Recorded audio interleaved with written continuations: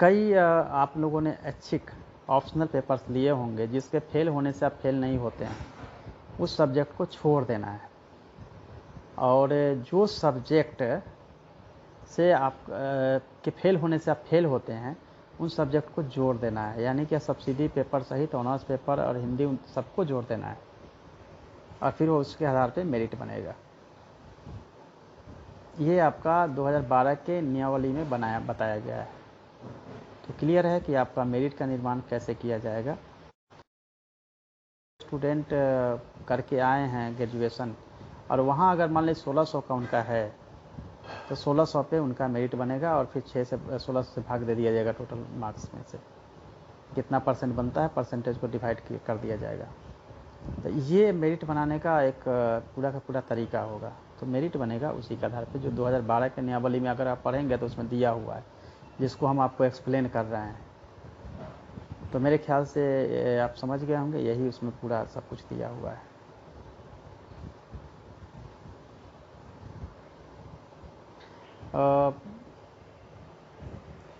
उसके बाद भी अगर आपको कोई दिक्कत है तो मुझे बताइए। अच्छा, एक और इशू है आप लोगों का। अमरजीत सिन्हा सर जब प्रिंसिपल सेक्रेटरी थे एजुकेशन डिपार्टमेंट, उनके समय में लेटर निकली थी, और एक दुविधा है कि टेट के पेपर में जिस सब्जेक्ट में आप पेपर दिए हैं उसमें आप लोगों को कहीं नियोजन इकाई से अपेक्षा रख रही है कि आप किस सब्जेक्ट में है, या लैंग्वेज पेपर है तो उसमें है या नहीं है, उसको आधार नहीं बनाया जाएगा। टेट एक क्वालिफाइंग है।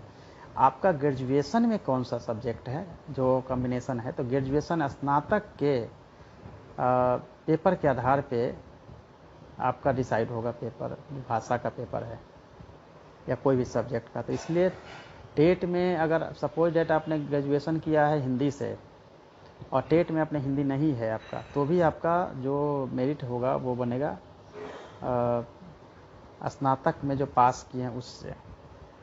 यानी कि हिंदी में अगर आप हिंदी से ऑनर्स हैं, आप ग्रेजुएशन किए हैं, तो हिंदी से आप कर सकते हैं और आपका उस सब्जेक्ट के टीचर बनेंगे आप। तो इसमें कोई दिक्कत नहीं है। तो मुझे लगता है यह दूसरा भी आपका पॉइंट जो है क्लियर हो चुका है।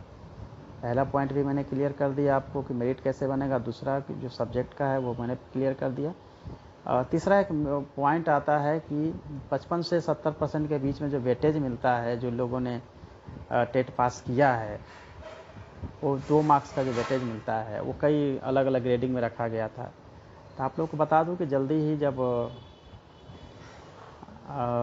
टीचर को लेकर जो सर्विस कंडीशन बन रहे हैं उसमें उसको हटा दिया जाएगा, और केवल क्वालिफाइंग है तो क्वालिफाइंग रहेगा टेट, उसमें कहीं भी वेटेज नहीं मिलेगा। अभी जो 50 से 55 के बीच में हैं, जिनको कि कम कर दिया गया था 50 से 55 को वेटेज नहीं दिया जा रहा है, 55 से 70 वाले को 2 मार्क्स का वेटेज दिया जा रहा है। तो 50 से 55 वाले को वेटेज नहीं दिया जाएगा, क्योंकि अगर वेटेज दिया जाएगा सबको तो फिर वेटेज का मतलब ही नहीं रहेगा कि सबको वेटेज मिल रहा है। तो 50 से 55 में भी ऑलरेडी ये डिसीजन हो गया था कि नहीं मिलेगा वेटेज। फिर भी अगर इसमें कोई गिरभांश है तो आप गिरभांश कंट्रोल रूम में नोट करवाएंगे, तो वहाँ से हम लोग चेक कर लेंगे कि उसमें क्या हुआ है।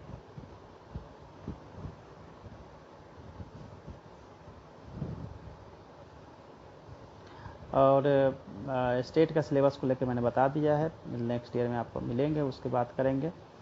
और फिजिकल टीचर का पूछ रहे हैं, फिजिकल टीचर में जो है उसमें पदवर्ग समिति में गई है, और वो उसमें जल्दी ही वहाँ से अप्रूव होते ही आप लोगों के लिए ओपन कर दी जाएगी वैकेंसी जो है। और वो नेक्स्ट वीक में, क्योंकि मैं पिछले 2-3 बार से बोल रहा हूँ नेक्स्ट वीक, लेकिन फाइल क्लियर नहीं होने के चलते हुआ है, वो आ जाएगी। आज उस पर सीरियसली बात भी की गई है, इसलिए कोई प्रॉब्लम नहीं होनी चाहिए।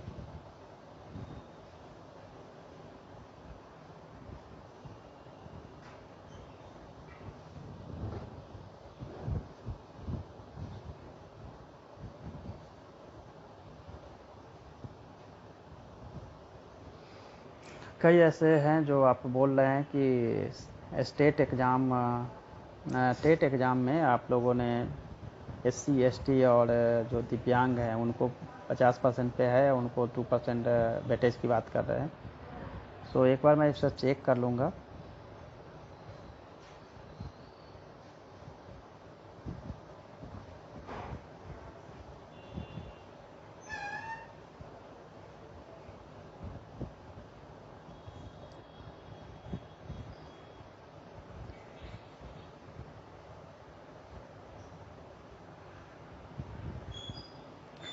जो भी इससे संबंधित या दूसरी जो बातें हैं जिसके बारे में आप जानना चाहते हैं, तो जो भी ब्रजेश कुमार पूछ रहे हैं सेवा शर्त कब आएगी, जल्दी ही आपके सामने होगा और बहुत अच्छा है।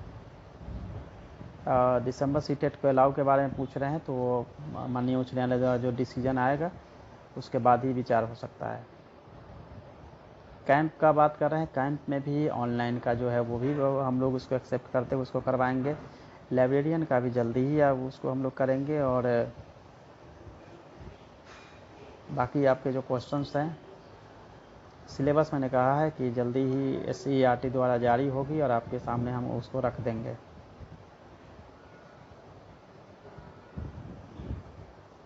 फिजिकल वाले बिल्कुल परेशान नहीं हो, फिजिकल इंस्ट्रक्टर का हो जाएगा, उसके पीछे हम खुद कोशिश कर रहे हैं और कमिंग वीक में वो भी क्लियर होके आ जाएगा, इसलिए परेशान होने की कोई ज़रूरत नहीं है।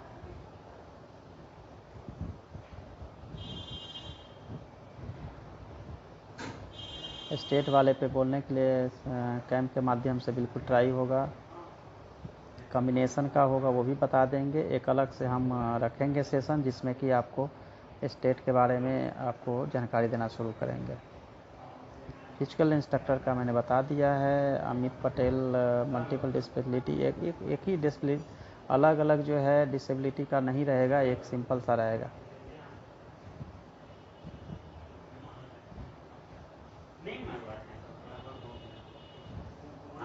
और निगेटिव थिंकिंग, निगेटिव माइंड, इस सब से आप लोग बचिए, क्योंकि हमेशा जो है वो पॉजिटिव एटीट्यूड के साथ जैसा आप सोचते हैं वैसा बनते हैं। पॉजिटिव एटीट्यूड रखिए, पॉजिटिव सोचिए, एजुकेशन पढ़ाई पे ध्यान दीजिए।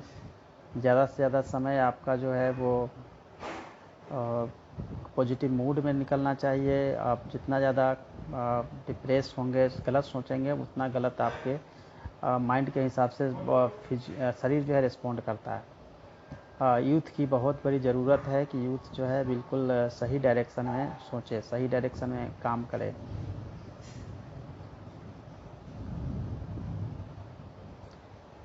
एक भाई ने पूछा है कि बहाली हो पाएगी कि नहीं, तो मैंने क्लियर आपको बता रहा हूँ, बहाली होगी। बहाली को नहीं रोका जा सकता है, बहाली बिल्कुल हो जाएगी, ये मैं आपको बोल रहा हूँ। इसलिए बहाली को लेके कहीं भी डाउट रखने की कोई ज़रूरत नहीं है। और जितना डिले होना था हो गया, अब जो है फाइनल कंक्लूजन जो है वो आएगी ही और बहाली की प्रक्रिया पूरी हो जाएगी। 1 से 5 पूछ रहे हैं, 6 से 8 पूछ रहे हैं, दोनों में होगी, उससे कोई दिक्कत की बात नहीं है। और वैसे भी जो मैं क्लासेज लेता हूँ आपके कॉम्पिटिटिव एग्ज़ाम की तैयारी को लेकर, तो वो भी हम लेते रहेंगे। और बीच में जब भी कुछ भी आप ज़रूरत महसूस होता है, कुछ जानना चाह रहे हैं, कुछ आपको पता नहीं है, तो वो भी हम आपको बताएंगे। और मेरा काम है आप लोगों को सही इन्फॉर्मेशन पहुंचाना, देना, ताकि सोशल मीडिया के माध्यम से गलत इन्फॉर्मेशन नहीं पहुंचे स्टूडेंट तक, गलत चीज़ें या गलत ऐसी बातें जिससे कि आप लोग खुद कभी दुखी होते हैं, कभी खुश होते हैं, वो सब चीज़ें ना हो। जो परफेक्टली और जो लीगल है और जो सही है, संविधान सम्मत है, वही सब आप लोगों के पास पहुंचता रहे।